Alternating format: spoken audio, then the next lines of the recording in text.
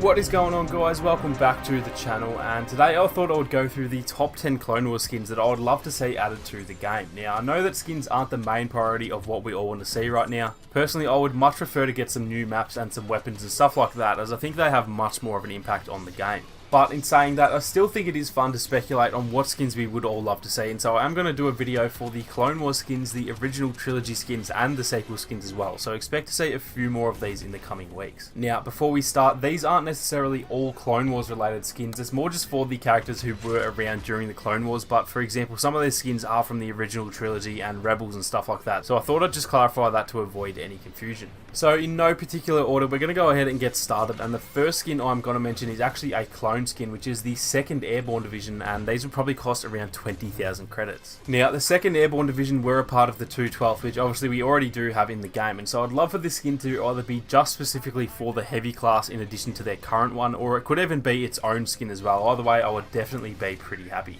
I don't know about you guys, but I absolutely love the look of these helmets. They're so much different to any of the current clone skin helmets in the game, and I would gladly fork out another 20,000 credits just to get my hands on these skins if they were added to the game. Next up, I've chosen a skin for Bosk, and this is actually a hooded appearance from Star Wars Rebels. I'd imagine this one would probably cost around 40,000 credits, and as someone who plays Bosk a lot, I would definitely like to see this one in the game, as it would definitely be a nice change up from his current base skin. Now, it's not too much different at the end of the day. It's essentially just the same skin with a hooded cape, and that's really the only difference, but I always loved this look, and I would definitely not complain if this was added to the game. Next up, we have a skin that has been requested a fair bit actually, and this is Palpatine's Chancellor appearance that we see for the majority of Revenge of the Sith. Now, this one could be 40,000 credits, however, they could also try and get Sam Witwer in to do some different voice lines, seeing as his voice wasn't as strange when he was deformed like his OT appearance, and if that was the case, it could definitely be a legendary skin costing 80,000 credits. Obviously, that's almost never going to happen, but like I said, it is still cool to think about this stuff, so I thought I'd just throw that in there anyway, but at the end of the day, I'd still be happy having this skin with the same voice lines, as it's not really that big of a deal anyway.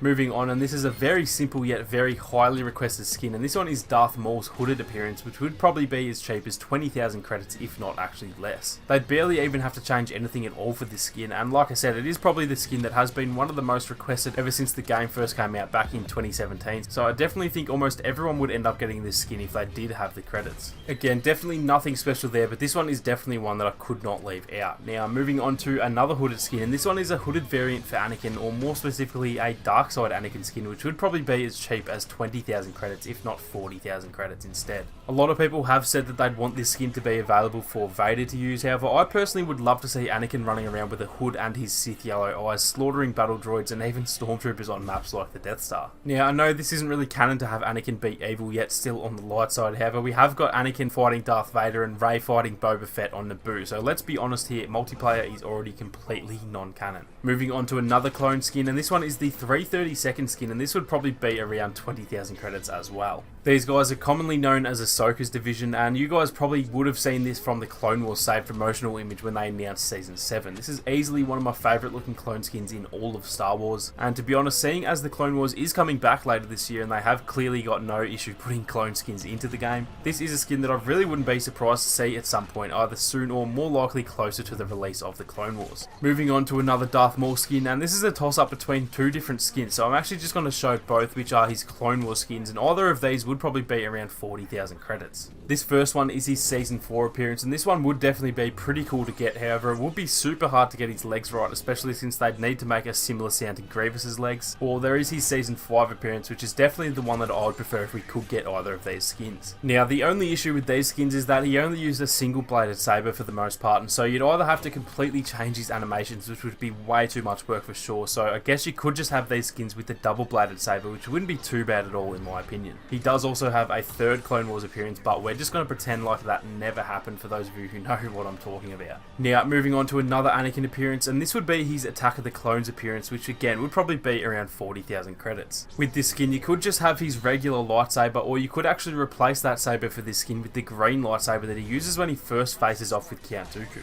I know it technically isn't his own saber, as his was broken in the droid factory and then one of the Jedi just gave him this one as a replacement, but I definitely think it'd be cool to see Anakin running around with a green saber, similar to how Luke has a different saber for his two skins as well. Now, the second last skin I'm going to mention is an old Obi-Wan skin, which would definitely be a legendary skin costing 80,000 credits, seeing as he'd have completely different voice lines, and honestly this is up there with one of the skins that I would most love to see added to this game. Obviously I could have left this one for the original trilogy skins episode, but I already have so many planned for that video, and to be honest I see Obi-Wan as more of a Clone Wars era hero than an OT hero anyway, so I thought I may as well chuck this one in. Now last but definitely not least, we have yet another Darth Maul skin, and this one is his Rebels appearance, which to be honest I would be happy to pay 80,000 credits for this one, although I think it would still be priced at 40,000 since the voice lines are pretty much the exact same. This is easily my favourite appearance of Maul in any form of Star Wars. The fact that he has no shirt on and you can see all those red and black markings makes him look even more badass if you ask me, so I would definitely love to see this skin added to the game, and if I had to pick any Darth Maul skin that I mentioned, then this would definitely be the one. So that is going to do it for this one, guys. Like I said, this is all just pure speculation. I doubt we will ever see most of these skins added, to be honest, and like I mentioned at the start, there is much more important content that we need first, but it is still definitely cool to think about some of these skins anyway.